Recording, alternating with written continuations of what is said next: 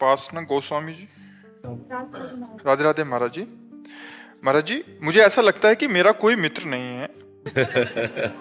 जब हमको ऐसा लगा तो हमने सारे संबंध छोड़े और भागे कि हमें एक ऐसा दोस्त चाहिए जो अविनाशी हो, वो भगवान ही। तो बचपन से उन्हीं से दोस्ती की और आज तक उन्होंने दोस्ती का निर्वाह किया और आगे भगवान जाने, लेकिन आज तक तो निहाल कर दिए उन्होंने। वही हमारे दोस्त है वही हमारे दोस्त है, वही सच्चे मित्र हैं जो अविनाशी हैं और हर समय हमारे पास हैं, हमसे कभी दूर नहीं होते। सर्वत्र हैं तो जहाँ हम हैं वहाँ हैं, सब समय हैं तो जिस समय हम हैं उस समय हैं, सबके हैं तो मेरे भी हैं, सब में है तो मेरे में भी है। ऐसा मित्र जो मेरे में समाया हुआ है वही नारायण है, वही हरि है, वही कृष्ण है। इसलिए हमें लगता है कि सच्चा प्यार तो भगवान से ही मिलता है और यहाँ तो छल कपट का प्यार होता है।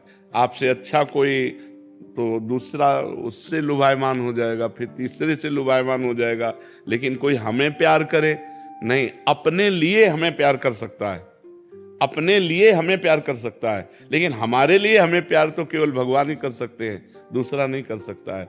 जैसे माता बच्चे के लिए बच्चों को प्यार करती है, अपने लिए नहीं करती, वो बच्चे के लिए करती है। तो अनंत माताओं का वात्सल्य, भगवान को वात्सल्य सिंधु कहा गया है। तो भगवान ही हैं ऐसे जो हमारे सच्चे मित्र हैं, सच्चे पति हैं, सच्चे पुत्र हैं, सच्चे गुरु हैं, सच्चे शिष्य हैं। जो चाहे वो भगवान से संबंध कर ले वो स्वीकार कर लेते हैं। महाराज जी, लोग मुझे अपने स्वार्थ के लिए प्रयोग करते हैं, मुझे ये भाव बहुत परेशान करता है महाराज जी। नहीं तो पाए जान जगत में सब जन कपटी कुटिल कलयुगी टंचु।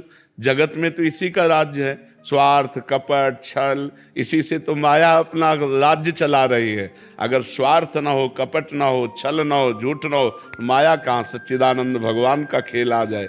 सच्चिदानंद भगवान के खेल तक ना पहुंचने देने की यही वृत्तियां हैं, स्वार्थ कपट छल छिद्र। तभी भगवान कहते हैं ना, मोहि कपट छल छिद्र न भावा, निर्मल जन मन सो मोहि पावा।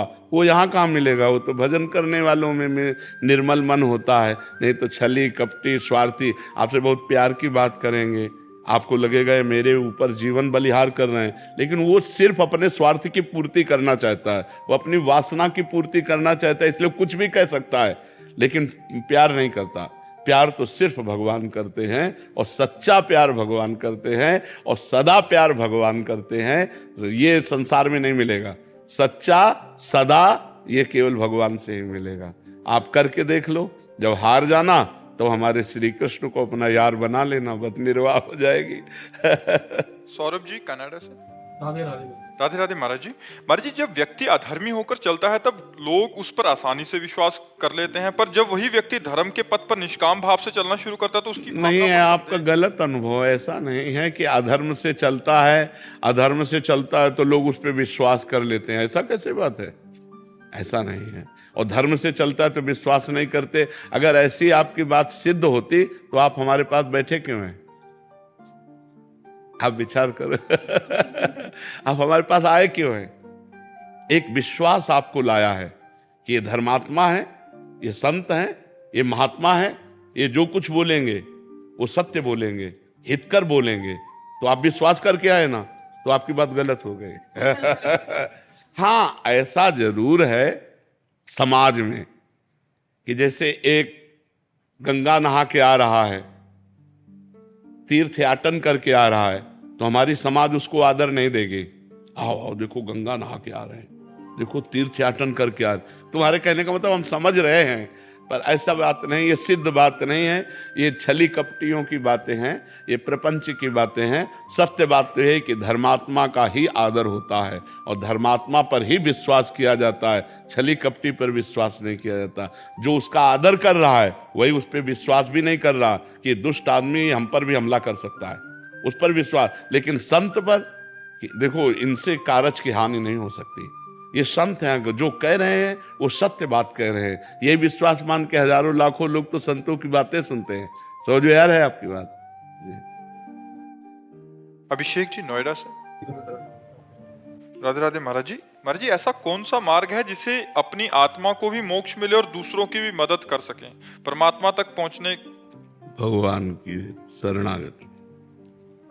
सातरत्य सातरत्य सा लोकान तारयति, वह स्वयं तर जाता है, वह स्वयं तर जाता है और वो लोकों को तार देता है।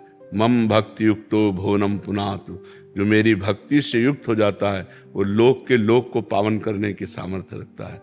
तो भगवान की शरण में होकर भगवान का निरंतर नाम जप करना और भगवान की आज्ञा के अनुसार चलना, इससे समस्त जगत का मंगल भी हो जाएगा और आपका तो परम मंगल हो ही जाएगा। अगर हमारे आचरण गंदे हैं और हम भगवान की शरण में नहीं हैं, भगवान का नाम जप नहीं करते, तो हम अपना ही कल्याण नहीं कर सकते, तो दूसरों के कल्याण की बात क्या है। दूसरों का कल्याण तो तब करें जब हमें कल्याण करने की योग्यता आ जाए। वो आएगी भगवान के नाम जप से, भगवान की लीला चरित्र सुनने से, भगवान की आज्ञा का पालन करने से। शास्त्र के अनुसार हमारे आचरण हो तभी हम दूसरों का कल्याण कर सकते हैं। अगर शास्त्र से विरुद्ध आचरण है तो पापाचरण है। पापी पुरुष अपना ही कल्याण नहीं कर सकता तो दूसरों का कल्याण क्या करेगा। समझ पा रहे हैं आप। तो भगवान की शरणागति ही जगत मंगल कारण है। जो भगवान की शरण में हो गया वो भगवत स्वरूप हो गया और वही भगवत स्वरूप जगत का मंगल कर सकता है। खूब नाम जप करो, शास्त्रों का स्वाध्याय करो, पवित्र आचरण करो, गंदे आचरणों से बचो। जिन आचरणों को आप जानते हैं कि ये गंदे आचरण हैं, उन आचरणों से बचने की चेष्टा करो। भगवान को पुकारो, जहाँ तुम न बच पा रहे हो वहाँ भगवान तुम्हें सामर्थ्य प्रदान करेंगे, क्योंकि भगवान को जो पुकारता है तो भगवान उसे सामर्थ्य देते हैं। जी। प्रदीप जी। राधे राधे। राधे राधे महाराज जी। महाराज जी, मन शांत मतलब मन में आने वाले विचार शांत। यदि एक तार नाम जप करते हैं मन लगा के, यानी राधा बोल रहे हैं, राधा सुन रहे हैं और राधा ही लिख रहे हैं, तो विचार नहीं आ पाते तो कोई समस्या तो नहीं है? नहीं, यही खास बात है बच्चा, यही खास बात है। हमको ऐसा ही भजन करना चाहिए जिससे विचारों का क्रम टूट जाए और केवल मंत्र दिखाई दे या नाम दिखाई दे, नाम सुनाई दे, नाम ही जप हो रहा हो। ये बहुत उत्तम बात है, बहुत अच्छी बात है। बहुत कृपा है ठाकुर जी की जिसका ऐसा भजन होता हो कि विचारों का क्रम टूट जाए और मन तल्लीन हो जाए। वही नाम दिखाई दे रहा है, वही नाम सुनाई दे रहा है, वही नाम चल रहा है, तो बहुत कृपा की बात है, बहुत कृपा की बात है। मतलब एक भैया बता रहे थे ना कि एक दिन में 60,000 विचार आते हैं, तो हम बोले कि मतलब नाम जब कर रहे हैं तो कहाँ ले आएंगे, नहीं ना आएंगे। हाँ बिल्कुल बिल्कुल यार, बहुत। ये तुमने सुन के बात कही, अपने अनुभव से कही है। आप बोलते हैं कि राधा जपो, उसे देखो लिख, तो उस समय विचार नहीं आ पाते। तो हम बोल रहे थे कि मतलब वैसे करेंगे तो विचार कहाँ आएंगे, तो वो बोल रहे नहीं आते हैं 60,000। नहीं, अगर तन्मयता नहीं है तो आते हैं, अगर तन्मयता है तो फिर नहीं आते। जैसे तुमने, हमें बहुत अच्छा लगा, तुम इतने छोटे बच्चे हो कि इतनी आध्यात्मिक की ऊंचाई की बात पकड़ पाए, बहुत अच्छी बात है।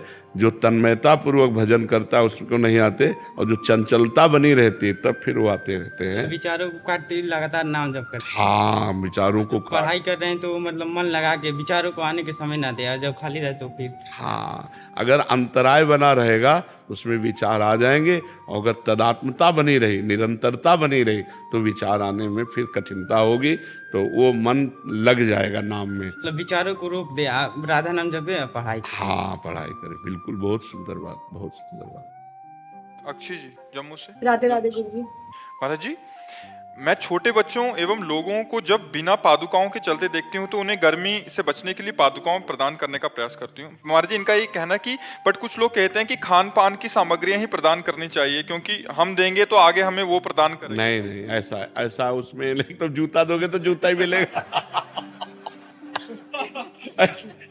देखो, उसमें आपका मुख्य प्रधान भाव हुआ कि उसको ताप न लग जाए, उसको कंकड़ न लग जाए, उसको कांटा न चुभ जाए। तो ये जो आपको सुख देने की भावना है वो पलट कर आपके हृदय में आएगी। आपके हृदय में ताप न लग जाए, किसी कोई ऐसी बात आपको न कहे जिससे आपका हृदय दुखित हो जाए, वो भगवान आपको इतना सुख देगा, इतनी सामर्थ्य देगा। अगर ऐसा केवल हो कि जिसने जूता दिया उसे जूते मिलेगा, तो जिसने छाता दिया उसे छाता ही मिलेगा, ऐसा नहीं है। उसका भाव है, उसका भाव है, भाव का फल होता है, जूता का फल नहीं हुआ, उसमें भाव हुआ कि यार छोटे छोटे बच्चे हैं, ये गरीब लोग हैं, इनके पैरों में ताप लगेगा, कंकड़ चुभेगा, पादुका होगी तो इनको सुख मिलेगा। तो उनके सुख के लिए जो आपने भावना की वही पलट कर आपको सुख प्रदान करेगा। हम जो दूसरे को दुख देना चाहते हैं उसे दुख मिले ना मिले हमारा हृदय पहले ही जलने लगता है, और जब हम किसी को सुख देना चाहते हैं तो हमारा हृदय पहले सुखी होने लगता है। देखो एक शीतलता आएगी, एक आनंद आएगा।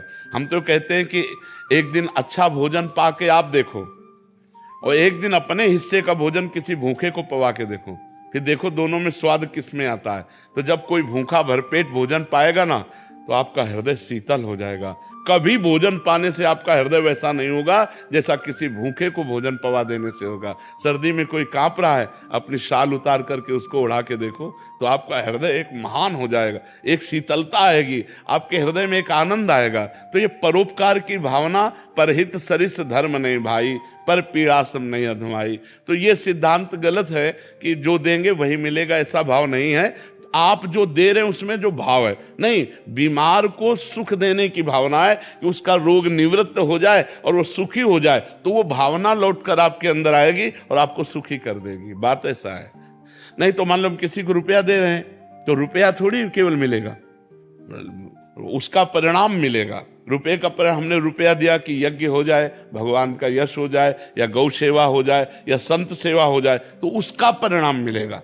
वो आंतरिक भाव देखा जाता है, बाह्य वस्तुओं को नहीं देखा जाता। संसारिक आदमी बाह्य वस्तुओं को देखता है और भगवान आंतरिक भाव को देखते हैं, उसी भाव की पूर्ति भगवान करते हैं। तो सबसे उत्तम भाव ही है। हाँ, भाव, कोई वस्तु नहीं है। हाँ, वस्तु नहीं। जैसे आपके पास वस्तु है, वस्तु दे रहे हैं, और जैसे वस्तु नहीं है और हृदय जल पाया गया कि अरे कितना कष्ट है, छोटे छोटे बच्चे पार, आपका हो गया, आपको उसका लाभ मिलेगा। कलिकर एक पुनीत प्रतापा, मानस पुण्य हुए नहीं पापा, मानसिक पुण्य भी हो जाएगा।